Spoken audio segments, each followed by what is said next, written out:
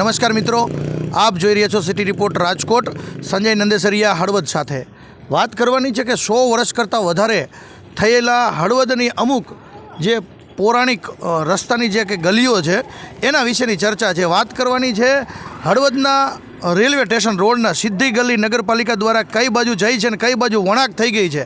તો હકીકત આની અરજી કંઈક 2021માં થઈ છે અને હજી સુધી કોઈ નિવારણ નથી આવ્યું. તો કારણ શું છે એના માટે જોતા રહો સિટી રિપોર્ટ રાજકોટ.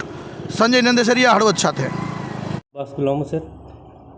અમે રેલવે સ્ટેશન પાસે વર્ષોથી રહીએ છીએ અને રેલવે દ્વારા હાલ 2 વર્ષ પહેલાં રાકેશ સાહેબ જે IW હતા તેને જૂનો રસ્તો સ્ટેટ વખતનો જે હતો સ્ટેશનમાં જતો સ્ટેશન રોડવાળો રસ્તો એણે બંધ કરી નાખેલ. બંધ કરેલ તો અમે એને મૌખિક અને લેખિતમાં રજૂઆત કરેલ કે ભાઈ આ રસ્તો ખોલી નાખવામાં આવે, આ જૂનો રસ્તો છે અને સ્ટેટ વખતનો રસ્તો છે. તો એણે એમ કીધેલું કે હાલ ભલે ચણી નાખેલું હોય પણ અમે પછી એને ખોલી નાખશું.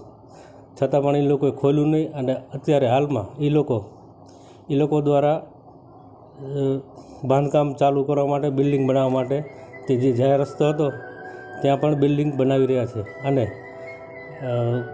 નકશાના વિરુદ્ધમાં સ્ટેશન જવાની સડક અત્યારે કાઢેલી છે. જો આ બાબતે અમે છે ને 2021માં રજૂઆત કરેલ છે, 2022માં, 2023માં.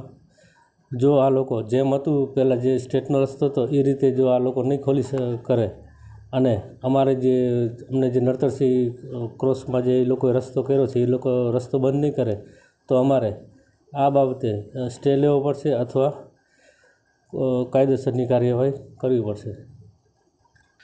ટૂંક સમયમાં જ ભૂતકાળમાં જે કંઈ રસ્તો હતો એ બાબતે રસ્તો ખોલવામાં નહીં આવે તો અમારે ગાંધીજીજા માર્ગે અથવા ઉપલી કોર્ટે જવાની ફરજ પડશે અને રજૂઆત પણ કરશું.